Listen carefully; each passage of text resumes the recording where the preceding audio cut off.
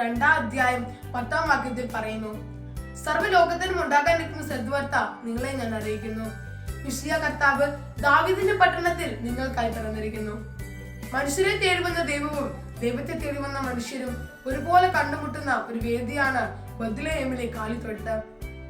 കാലങ്ങളായി കാത്തിരുന്ന സന്തോഷത്തിന്റെ സദ്വാർത്തയായ ഈ കാലിത്തൊഴുത്ത് നമ്മെ ഓർമ്മിപ്പിക്കുക അവനവന്റെ ജീവിത വഴികളിലൂടെ ദൈവത്തെ തേടുവാനും സ്വജീവിതത്തിൽ സ്വീകരിക്കുവാനും ഒരു ക്ഷണം കൂടിയാണ്.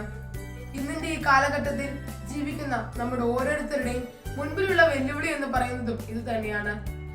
ക്രിസ്തു 1000 പുൽക്കൂടുകൾ ജനിച്ചാലും നമ്മുടെ ഹൃദയങ്ങൾ ജനിക്കുന്നില്ലെങ്കിൽ ഒരു പ്രയോജനവുമില്ല എന്ന് പറഞ്ഞ നമ്മുടെ പൂർവികരെ പോലെയാകാതെ നമ്മുടെ ഹൃദയങ്ങളിൽ ഈശോയെ സ്വീകരിക്കുവാൻ ഇടമൊരുക്കാം. പ്രാർത്ഥിക്കാം. ജയ് മിഷേലി.